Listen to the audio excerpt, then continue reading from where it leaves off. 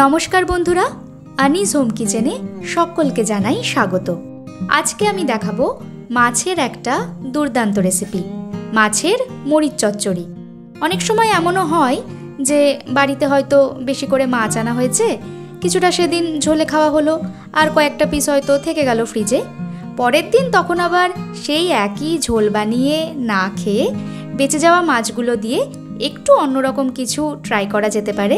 মাছের মরিচ চচ্চড়ি এরকমই একটা ডিফারেন্ট আইটেম, যেটা খুব কম সময়ে বানিয়ে ফেলা যায়। চলুন তাহলে এবার আমরা রেসিপিটা দেখে নিই। এখানে আমি 5 পিস মতো কাতলা মাছ আগে থেকে নুন হলুদ মাখিয়ে রেখেছি। কাতলা ছাড়াও আপনারা রুই বা পোনা মাছ দিয়েও রান্নাটা করতে পারেন। এছাড়া মরিচ চচ্চড়ি বানানোর জন্য লাগবে 2 রকমের মরিচ, একটা হচ্ছে গোলমরিচ বা কালো মরিচ, আর আরেকটা হচ্ছে কাঁচা মরিচ বা কাঁচা লঙ্কা।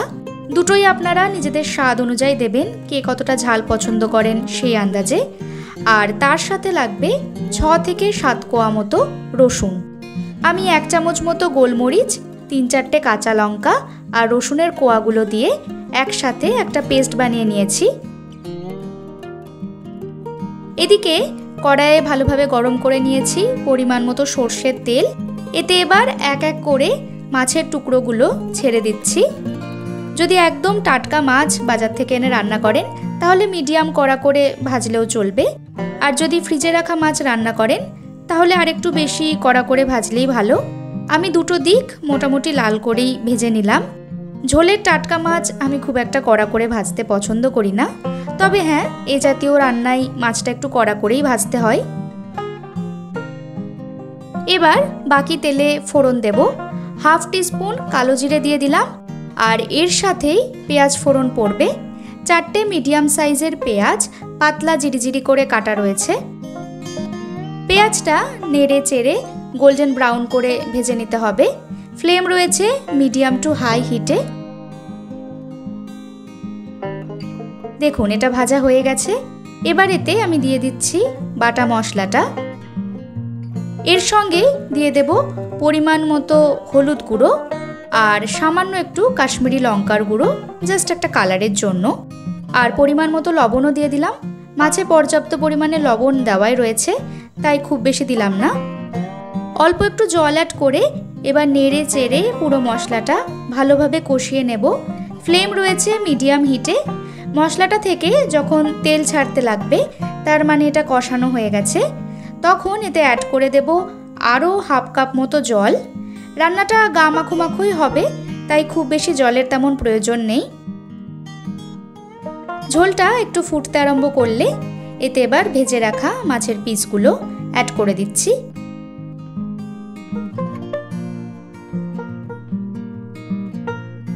আর দিয়ে দিলাম আরও কয়েকটা গোটা কাঁচা লঙ্কা। এতে কিন্তু এক্সট্রা কোনো ঝাল বাড়বে না, কিন্তু দারুণ একটা গন্ধ অ্যাড হবে। রান্নাটা একটু ঝাল ঝাল হয়, তবে যারা একেবারেই ঝাল খেতে পারেন না তারা বাটার পরিবর্তে গোটা কাঁচা লঙ্কা বেশি করে ব্যবহার করবেন, কারণ গন্ধটা কিন্তু কোনোভাবে মিস করা যাবে না। একদম লো হিটে এবার এটাকে 5 থেকে 6 মিনিটের জন্য ঢাকা দিয়ে রেখে দেব। ফিরে এলাম নির্দিষ্ট সময় পর। রান্না মোটামুটি শেষের পর্যায়ে। মাছগুলোকে এবার একটু উল্টে পাল্টে দেব। গরম ভাতের সাথে এটা কিন্তু দারুণ লাগে খেতে, অবশ্যই একবার ট্রাই করে দেখবেন। আরও 1-2 মিনিট এপিঠটাও ফুটিয়ে নিয়ে তারপর ফ্লেমটা অফ করার জাস্ট একটু আগে একটা লেবুর অর্ধেকটা অংশ আমি চিপে দিচ্ছি। এ রান্নায় টমেটোর ব্যবহার করবেন না, টমেটোর থেকে আমার মনে হয় শেষেই লেবুর রসটা দিলে খুব সুন্দর একটা স্বাদ আসে আর খেতেও বেশি ভালো লাগে। ব্যাস, আর কিছুই না। এবার ফ্লেমটা অফ করে এটাকে ঢাকা দিয়ে রেখে দেব কিছুক্ষণের জন্য। তৈরি হয়ে গেল মাছের মরিচ চচ্চড়ি। রেসিপিটা কেমন লাগলো জানাবেন। ভালো লাগলে একটা লাইক করে দেবেন, চাইলে শেয়ারও করতে পারেন। আর যারা নতুন দেখছেন তারা চ্যানেলটি সাবস্ক্রাইব করতে প্লিজ ভুলবেন না। আজকের মতো নিচ্ছি বিদায়, দেখা হবে অন্য কোনো পর্বে। Till then, take care.